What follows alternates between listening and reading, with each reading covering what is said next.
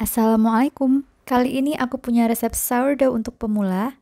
Yang baru belajar sourdough atau yang biasanya gagal bikin sourdough, cobain resep ini deh. Videonya memang agak panjang karena ada tips dan detail yang mau aku kasih tahu terutama untuk yang baru belajar sourdough.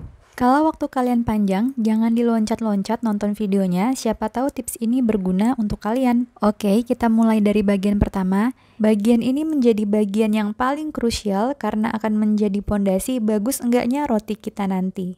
Semua ini dimulai dari starter yang sehat. Seperti apa sih starter yang sehat itu? Starter yang sehat adalah starter yang kuat, matang, dan aktif. Pengalamanku buat dapetin starter yang sehat butuh waktu minimal 2 bulan. Kurang dari itu, hasil roti akan bantet atau kalaupun dia mengembang, pori-porinya tidak sesuai yang kita harapkan. Nah, selain usia starter yang semakin lama akan semakin bagus, intensitas feeding atau pemberian makan juga akan mempengaruhi keaktifan starter. Jadi, keduanya saling berkesinambungan, umur starter dan intensitas feeding. Kalau aku ibaratkan, umur starter itu menunjukkan seberapa dewasa dan matang si ragi alami ini, sedangkan feeding atau pemberian makan bertujuan untuk menguatkan dan mengaktifkan bakteri dan ragi yang ada di starter alami kita. Oke, misalnya nih, kalian punya starter yang usianya udah 2 bulan, tapi selama 2 bulan itu baru pernah di feeding sebanyak 2-6 kali, starter kalian gak akan aktif dan sehat. Jadi dalam tempo 2 bulan dihitung sejak awal pembuatan harus feeding setiap hari. Misalnya lagi nih, ragi alami kalian udah lama banget disimpan di kulkas dan suatu waktu kalian mau bikin roti lagi. Nah, karena dia habis tidur lama di kulkas, kalian harus ngebangunin si ragi alami ini dengan cara feeding. Oke, lanjut ke takaran feeding. Pertama kali aku bikin ragi alami, takaran air dan tepungnya aku kasih 1:1.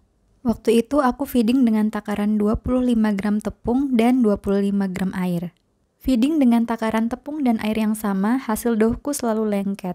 Kemudian aku beralih ke stiff starter dan itu game changer banget.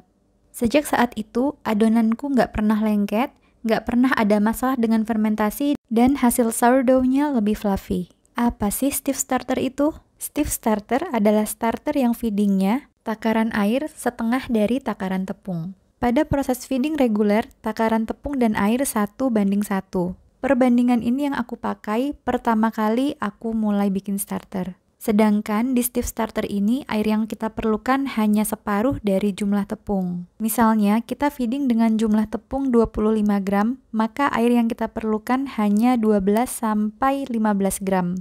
Memang ngaduknya akan lebih susah, makanya dinamakan stiff starter karena dia lebih kaku, tapi usahakan aja tercampur dengan rata dan pastikan nggak ada bagian tepung yang masih kering. Yang ketiga, gunakan starter yang lagi aktif-aktifnya, yang ditandai dengan bertambahnya volume starter 2-3 kali lipat. Nah, ini kalau raginya sehat, biasanya perubahan volume ini terlihat dalam rentang waktu 6-12 jam. Kalau dalam rentang waktu tersebut volumenya nggak bertambah 2 kali lipat, berarti raginya kurang aktif. Ulangi feeding sekali lagi ya. Lanjut ke tahap pembuatan. Ini air, starter, dan garam aku campur. Aduk aja sampai starternya larut. Kalau masih ada sedikit sisa starter yang belum larut, nggak apa-apa. Untuk penggunaan tepung, pilih yang proteinnya minimal 12%, lebih bagus lagi 14%. Kalau ada ya, tapi kalau nggak ada 12% oke kok. Tapi masalahnya, tepung dengan protein 12% ini nggak cocok untuk dibikin sourdough yang hidrasinya tinggi. Oke, apa sih hidrasi itu? Simply hidrasi adalah jumlah air yang kita pakai dalam suatu resep sourdough. Nah, acuan persentase air ini dihitung dari jumlah tepung. Ini contoh aja, misalnya di suatu resep tertulis 500 gram tepung, 300 gram air, 50 gram ragi, dan 10 gram garam. Acuannya kita ambil dari tepung. Di sini kita anggap 500 gram tepung sama dengan 100%. Nah, caranya untuk tahu berapa persen sih hidrasi dalam suatu resep, tinggal aja jumlah air dibagi jumlah tepung dikalikan 100, maka kita dapat jumlah persentase hidrasi yang ada di suatu resep. Dalam dunia sourdough, 60% sampai 65% dianggap hidrasi rendah, 65% sampai 72% hidrasi sedang, 72% sampai 80% ke atas itu hidrasi yang tinggi. Oke, balik lagi ke tepung. Tepung dengan jumlah protein 12% cocok untuk sourdough yang hidrasinya sekitar 60-70%, sedangkan tepung dengan protein 14% cocok untuk hidrasi mulai dari 60% sampai 80% ke atas. Nah, gimana? Lumayan teknikal ya? Tapi ini penting banget dan game changer buat pemula. Kayak aku dulu pertama kali bikin sourdough selalu gagal karena aku nggak tahu konsep hidrasi. Alhasil doughku selalu berkutat di permasalahan terlalu lengket lah, kurang terfermentasi lah, ataupun terlalu berlebihan waktu fermentasinya. Nah, itu kenapa hitungan hidrasi ini penting untuk yang mau belajar sourdough. Setiap kali kalian mau nyobain suatu resep, harus tahu dulu berapa persentase hidrasinya. Karena di negara tropis kayak kita nggak cocok untuk bikin sourdough yang hidrasinya tinggi. Cuacanya panas banget dan kelembapannya tinggi sekali. Yang kedua, buat dapetin tepung terigu dengan kadar protein 14% agak susah di pasaran, kecuali kalau beli via online. Jadi rata-rata terigu yang kita temukan di pasaran biasanya hanya 12% proteinnya. Iklim yang panas ini membuat fermentasi cepat banget. Sedangkan dengan tepung yang proteinnya 12%, pembentukan glutennya butuh waktu agak lama. Prinsipnya, semakin tinggi protein yang terdapat pada tepung, maka semakin banyak juga glutennya. Jadi, kalau kita pakai hidrasi tinggi, udahlah kadar protein dalam tepungnya hanya 12%. Ditambah cuacanya panas, terus lembab banget. Jadilah proses fermentasinya terlalu cepat. Kalau udah gitu adonannya overproofed. Maksudnya overproofed itu adalah terlalu terfermentasi. Dan dia terfermentasi di saat glutennya belum terbentuk dengan sempurna. Jadi udahlah pembentukan glutennya belum sempurna, ditambah glutennya nggak cukup untuk menyerap air. Kalau dua hal ini ketemu, PR banget deh. Adonan akan menjadi super lengket dan susah banget dihandle. Dan jangan mengharapkan hasil sourdough yang bagus. Saranku, setiap kali ketemu resep baru, cek dulu persentase hidrasinya dan persentase raginya. Buat iklim tropis kayak di negara kita, cukup pakai 10% starter dari jumlah tepung. Apalagi kalau jumlah protein di tepungnya hanya 12%. Jangan pernah pakai lebih dari 10% starter ya. Awal aku belajar sourdough, aku nggak pernah hitung persentase ragi sama sekali, pokoknya main ikutin resep aja. Rata-rata resep yang aku ikutin selalu pakai 20% ragi dari jumlah tepung. Oh iya, di sini kalau aku bilang ragi atau starter atau ragi alami, maksudnya sama ya, merujuk pada starter atau ragi alami. Nah, dengan jumlah ragi 20% ini, adonanku tuh selalu terfermentasi sebelum waktunya, atau bahasa lainnya overproofed atau overferment. Ragi dengan persentase di atas 10% boleh dipakai dengan catatan tepung yang dipakai juga sangat tinggi protein, minimal 14%. Kalau nemu yang di atas 14%, lebih bagus. Hal lainnya yang harus kalian perhatikan, walaupun kalian pakai tepung protein 14%, tapi kalian bikin sourdough-nya itu di suhu ruang antara 28 sampai 32 derajat Celcius, maksimal persentase starter yang aman untuk dipakai hanya 15%. Karena dapurku nggak ber-AC, aku sendiri nggak berani pakai starter dengan persentase 15%, walaupun aku pakai tepung protein 14%. Mau itu pakai tepung protein 12% atau yang 14%, maksimal starter yang aku pakai selalu di angka 10%. Oke, lanjut ya ke cara pembuatan sourdough-nya. Di sini aku pakai tepung double zero, ini 12% protein. Setelah tadi garam dan raginya kita larutkan di air, campurkan tepung aja. Langsung diaduk lagi, lalu diuleni pakai tangan. Di step ini masih ngulen kasar ya, jadi ulennya asal aja, yang penting tepungnya tercampur. Ulen kurang lebih 5 menit, yang penting kata kuncinya tepungnya tercampur, nggak harus kalis. Di tahap ini tepung masih super lengket, jangan panik. Pasti adonannya berantakan banget di tangan, nanti tinggal cuci tangan aja ya. Kalau tepungnya udah tercampur semua, doughnya kita tutup dan kita istirahatkan selama 50 menit. Oke, setelah 50 menit, buka tutup bowlnya, kemudian kita melakukan teknik yang namanya stretch and fold. Nah, caranya bisa dilihat di video, ambil dari bagian bawah, kemudian tarik ke atas, dan dilipat ke dalam. Stretch and fold sesi pertama ini kita lakukan sebanyak 11 kali. Nah, motionnya itu atau gerakannya itu mengelilingi adonan, jadi ngebentuk bulat gitu ya. Pastikan setiap sisi adonan di stretch and fold ya. Nah, ini udah hampir 11 kali stretch and fold. Glutennya mulai terbentuk, ditandai dengan adonannya mulai kelihatan kalis dan nggak lengket lagi di mangkuk. Oke, ini udah 11 kali doughnya aku balik, sisi atas ke bawah, sisi bawah ke atas. Kemudian kita istirahatkan 30 menit. Oh ya teman-teman, setiap kali mau melakukan stretch and fold, tangannya dibasahin dulu ya, supaya adonannya nggak melengket di tangan. Pakai air biasa aja, air kucuran keran. Yang penting airnya bersih ya. Nah, kalau udah dikucurin air, jangan dielap, biarin aja. Jadi kita stretch and fold dalam kondisi tangan basah agar adonannya nggak nempel ke tangan. Lanjut, stretch and fold sesi kedua, caranya masih sama kayak tadi, tarik dan tekuk ke dalam, tarik dan tekuk ke dalam. Di stretch and fold kedua ini, aku lakukan 10 set aja. Apa sih fungsi stretch and fold itu? Fungsi stretch and fold untuk menguatkan si gluten. Ini salah satu yang bikin aku seneng banget bikin sourdough, karena nggak perlu effort yang besar buat ngembangin glutennya, dan juga nggak perlu mixer, cukup dengan beberapa teknik ringan seperti stretch and fold ini, lalu sisanya kita menunggu, dan glutennya akan mengembang sendiri. Asalkan dari awal ragi, hidrasi, dan pemilihan tepung protein tingginya tepat. Sisanya sabar aja karena waktu fermentasinya memang lama, tapi itu yang akan bikin sourdough-nya berhasil. Nah, ini stretch and fold yang kedua udah selesai. Sisi atas dibalikan ke bawah, sisi yang bawah dibalikan ke atas. Kemudian tutup, istirahatkan lagi 30 menit. Oke, setelah 30 menit, ini stretch and fold yang ketiga. Stretch and fold yang ketiga ini dilakukan sebanyak 8 set aja karena glutennya udah semakin kuat. Bisa dilihat elastisitas doughnya udah semakin bagus. Nah, ini videonya aku fast forward. Kalau udah 8 set, dibalikin lagi adonannya. Sisi atas ke bawah, sisi bawah ke atas. Nah, kayak gini, usahakan adonannya itu dibentuk rapih membulat seperti ini ya. Kemudian kita istirahatkan lagi 30 menit. Setelah 30 menit, kita lakukan teknik yang namanya coil fold. Sama seperti stretch and fold, coil fold bertujuan untuk menguatkan gluten pada adonan. Selain itu, coil fold juga membantu menyebarkan kantung udara yang ada di dalam dough, menyamakan suhu yang ada di dalam dough, dan meratakan proses fermentasi pada dough. Caranya gampang banget, angkat bagian tengah dough, kemudian lipat ke bagian dalam. Ini kita lakukan pada keempat sisi dough, bisa dilihat di video ya. Jadi satu kali coil fold terdiri dari 4 set ya. Kemudian kita istirahatkan 50 menit.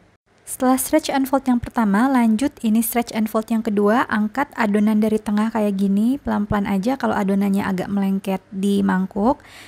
Kemudian tekuk ke bagian dalam, terus sisi satunya angkat dan tekuk ke bagian dalam. Oh iya teman-teman, ingat setiap kali stretch and fold atau coil fold basahi tangan dulu dengan air ya.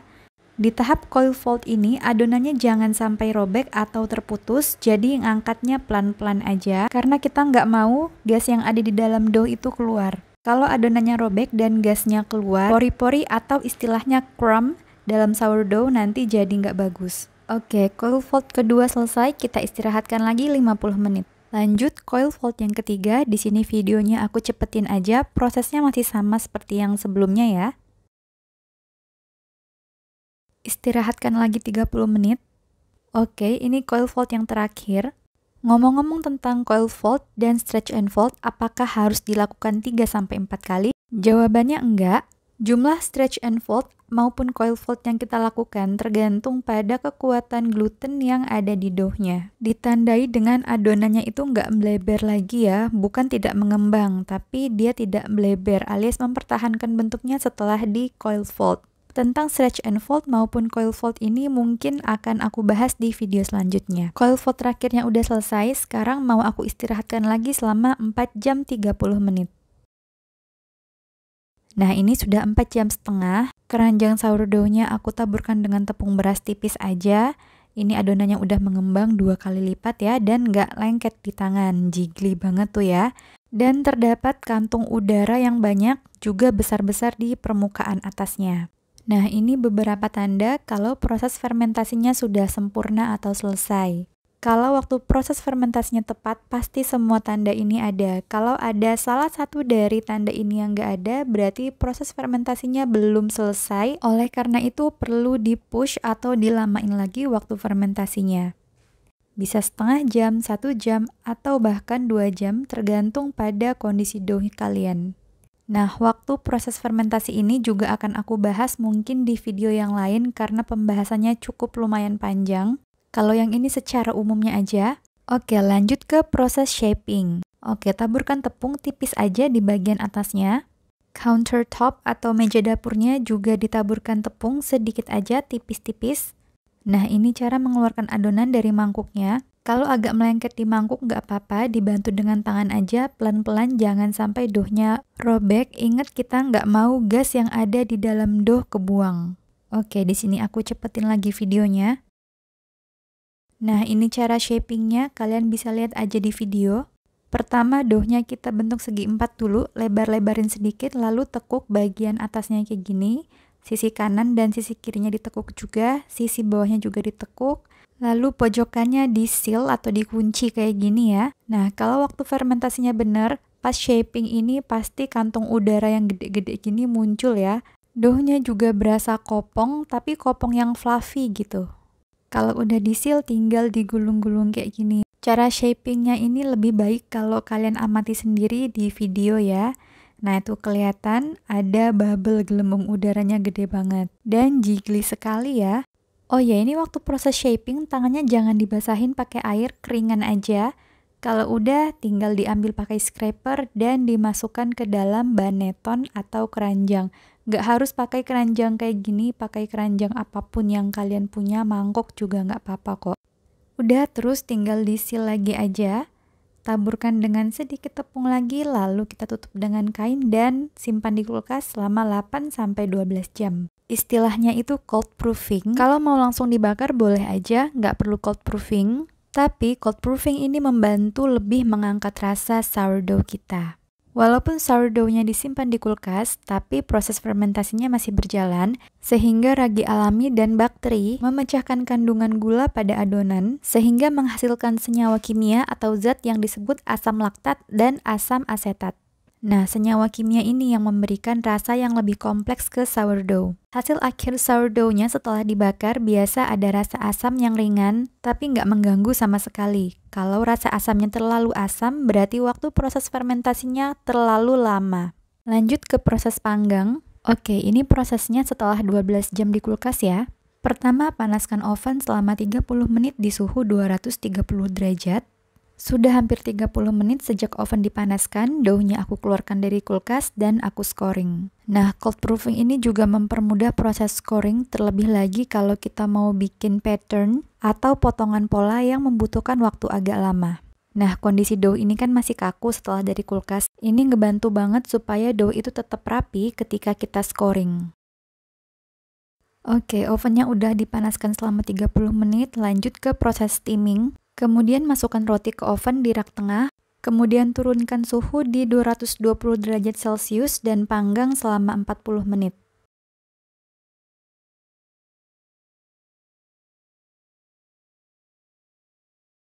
Setelah 40 menit, loyang yang kita isi air tadi atau steamnya dikeluarkan dari oven. Di sini aku lupa videoin pas steamnya aku keluarkan. Setelah ini lanjut dibakar di suhu 210 derajat Celcius selama 30 menit tanpa steaming.